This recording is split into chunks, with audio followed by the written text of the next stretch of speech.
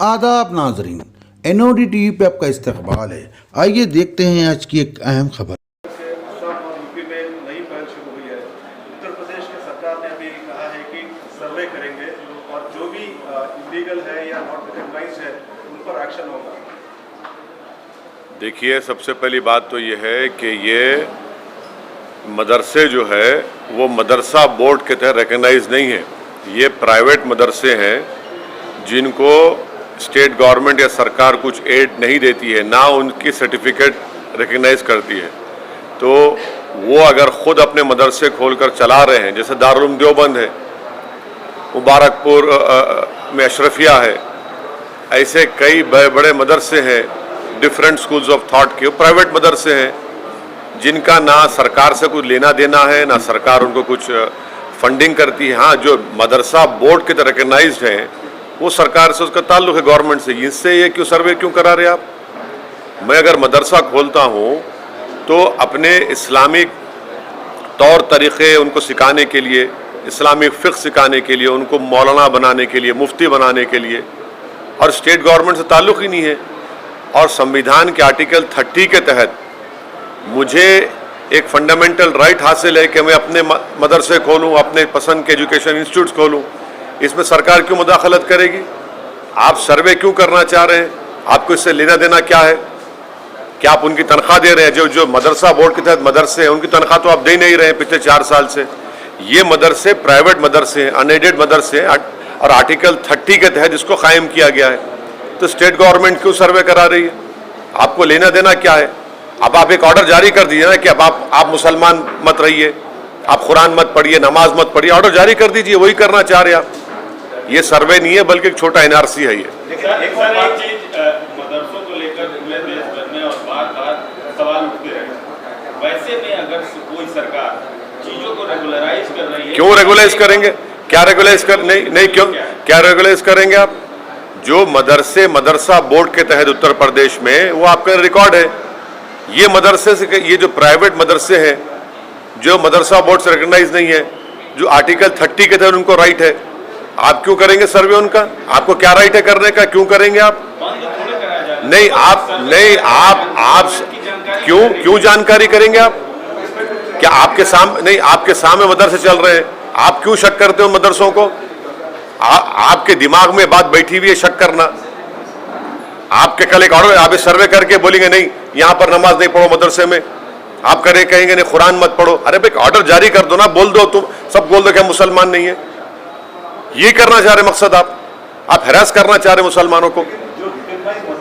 Recognise मदरसे की बात नहीं कर रहा हूं, मदरसा एजुकेशन बोर्ड अलग है। ये प्राइवेट मदरसे हैं जो भारत के संविधान के आर्टिकल 30 के तहत मुझे खोलने का पूरा इख्तियार हासिल है।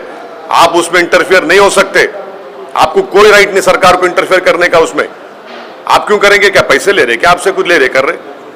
ये हम मदरसा हमारा है। अब ये छोटा NRC है, मैं तो कहूंगा ये। कौन एंटी नेशनल है? कहाँ एंटी नेशनल है? बताओ कहाँ एंटी नेशनल है? इतनी बेशर्मी से कह रहे हैं कि हम आज़ादी के 75 साल का अमृत उत्सव मना रहे हैं। जो यही मदरसों ने इस मुल्क को आज़ाद करवाया, आज आप उनको शक की निगाहों से देख रहे हैं। ये आप खराज अकीदत पेश कर रहे हैं, होमेज पेश कर रहे हैं उन मुजाहिदीन आज़ादी को जो इन मदरसों से निकलकर भारत को आज़ाद करवाए थे। बेशर्मी की हद हो गई है। लेकिन एक अच्छी बात भी है, जो मदरसे हैं उनको अच्छी फैसिलिटी देने की बात हो रही है, जैसे टीचर्स हैं। सुनिए, आपको झूठ बोला जा रहा है। सच्चाई ये है कि जो मदरसा एजुकेशन बोर्ड के तहत मदरसे हैं जिसमें पंडित लोग वहां पर मैथ्स और साइंस पढ़ाते, कभी जाकर गाजियाबाद में इंटरव्यू लीजिए, 2-2 साल से तनख्वाह नहीं मिली उन लोगों को, 2-2 साल तनख्वाह नहीं मिल रही उन लोगों को। तनख्वाह नहीं दे रहे आप। वो तनख्वाह क्यों नहीं दे रहे आप? ये प्राइवेट मदरसों पे आप आ गए जो मदरसा बोर्ड से ताल्लुक ही नहीं है। अरे जो मदरसा बोर्ड में है उनको तनख्वाह तो दो तुम। ना सेंट्रल मोदी गवर्नमेंट दे रही है, ना योगी गवर्नमेंट तनख्वाह दे रही है उनको, वहां जो टीचर्स पढ़ा रहे हैं। ये प्राइवेट मदरसे हैं, आप क्यों सर्वे करेंगे? आपका मकसद एक ही है कि हरास करना, मुसलमानों को, इस्लाम को बदनाम करना, जो आप नफरत करते हैं। कल आप ऑर्डर पास कर दो ना भाई, कुरान नहीं मत पढ़ो, नमाज मत पढ़ो, यही करना चाह रहे हैं आप। आपका मकसद यही है। सर, आपने एक ट्वीट किया है आखिर क्यों मोदी सरकार रशिया में चाइना की आर्मी के साथ हम मिलिट्री एक्सरसाइज क्यों कर रहे हैं भाई? ये क्या क्या क्या तमाशा हो रहा है? लद्दाख में 1000 स्क्वायर किलोमीटर पर चीन की फौज बैठी हुई है और फिर हमारे ग्रेजिंग राइट्स में उस 8 किलोमीटर या 10 किलोमीटर अंदर आ चुके हैं। हम अपने जानवर को ले जाकर वहां पर ग्रेजिंग नहीं कर सकते। 50,000 के करीब फौज हमारी चीन की फौज के खिलाफ खड़ी भी है। आप उनके साथ मिलकर मिलिट्री एक्सरसाइज कर रहे हैं और दूसरी तरफ फॉरेन मिनिस्टर बोलते हैं कि चीन से रिलेशनशिप नॉर्मल नहीं होंगे जब तक कि वो बॉर्डर का इशू हल नहीं करेंगे। हम क्या जवाब देंगे उन सिपाहियों को, फौज को, जो हजारों फीट के ऊपर ठहरकर भारत की जमीन से चीन जो हमारी जमीन पर कब्जा करके बैठा है उनसे आंख में आंख डाल रहे हैं? ये कौन सी देशभक्ति है? ये कौन सी फॉरेन पॉलिसी है कि चीन की फौज के साथ हम मिलिट्री एक्सरसाइज करेंगे?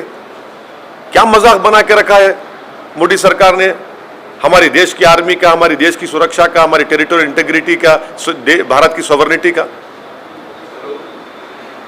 ममता बनर्जी ने भी आरएसएस की तारीफ कर दी। हाँ, 2003 में उन्होंने उनको पेट्रियट कहा था और आरएसएस ने उनको दुर्गा कहा था और जब चुनाव आ गए तो फिर शुरू हो गई सेकुलरिज्म। अब कह रही हैं कि आरएसएस में अच्छे लोग हैं। हम ममता बनर्जी को बोलना चाह रहे हैं कि कब तक आप भारत के और बंगाल के मुसलमानों की आंखों में धूल झोंकेंगी? आप आरएसएस का जो मेंबर होता है, जो सुबह में ओथ लेता है, वो ममता बनर्जी पढ़ के सुनाए।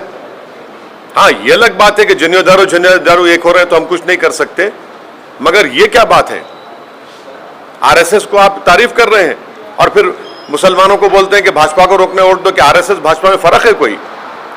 ये अब जो टीएमसी में जो मुसलमान चेहरे हैं, जो टीएमसी में जो लोग हमको उंगलियां उठाते थे, अब बोलो क्या बोलना है उस बारे में?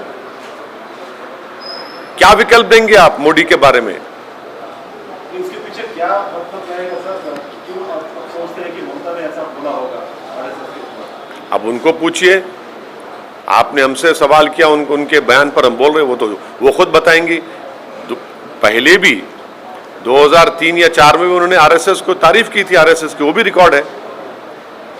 और आरएसएस ने उनको कहा था कि दुर्गा है ये। तो अचानक ये मोहब्बत पैदा हो गई, तो इसका मतलब है शुरू से मोहब्बत थी।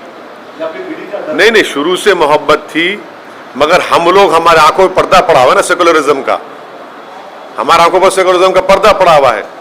तो अब ये पर्दे हट रहे हैं, लोग देख रहे हैं अब। सर, एक नया समीकरण बनता हुआ दिखा कल। हमारे मुख्यमंत्री बिहार गए थे, पटना, और बिहार के मुख्यमंत्री से मिले। इस पूर्व आप राजनीति विज्ञान के आप भी विद्यार्थी हैं और एक सांसद भी हैं, इसको कैसे देखें? नहीं, इस बारे में तो जो दो मुख्यमंत्री बैठे थे वही बताएंगे। मैं ना मुख्यमंत्री हूं ना संतरी हूं। मैं एक पॉलिटिकल पार्टी का सिपाही हूं और बैठ के सब देख रहा हूं। कई मसलों पे आप हाँ, नहीं बोल रहा हूं ना। नहीं, देखिए, ये दोनों मुख्यमंत्री बता पाएंगे, हम क्यों बता पाएंगे उस बारे में? नहीं, सुनिए, हम तो बी टीम, सी टीम, हम मिले हुए हैं, हम भड़काऊ भाषण देते हैं, तो हमसे क्यों पूछ रहे आप? जो लोग जो बैठे हैं वो बताएंगे। बड़े बड़े लोग हैं, जिम्मेदार लोग हैं भाई, वो बहुत बड़े जिम्मेदार लोग हैं वो। नीतीश कुमार उठ गए, इसके ऊपर आप कैसे देखते हैं? हाँ, मुख्यमंत्री बात कर रहे थे, अपनी बात रख रहे थे, लेकिन नीतीश कुमार जैसे ही क्वेश्चन आया कि अगले प्रधानमंत्री अपोजिशन की तरफ से क्यों हो गए, एकदम से उठ गए। अब वो नीतीश कुमार साहब बता पाएंगे। एक प्रदेश का मुख्यमंत्री बैठा हुआ है जो वहां पर मेहमान है, आप खड़े हो गए तो मेरे को नहीं मालूम, मैं कैसा बोलूं भाई इन बातों पर? नहीं, देखिए, हम तो आपके सामने बैठे ना, उठे तो नहीं हम। हम कैसा बताएंगे? हम क्या बोल पाएंगे? वो दोनों मुख्यमंत्री बता पाएंगे। आप हमारे केसीआर साहब से पूछिए, जब आएंगे उनसे मिलके पूछिए, आप वो बताएंगे आपको। मैं कैसे कमेंट करूं? नहीं, मेरे को मैं क्या बोलूंगा उसमें? नहीं, मेरे को नहीं मालूम। नहीं मालूम क्या वो क्या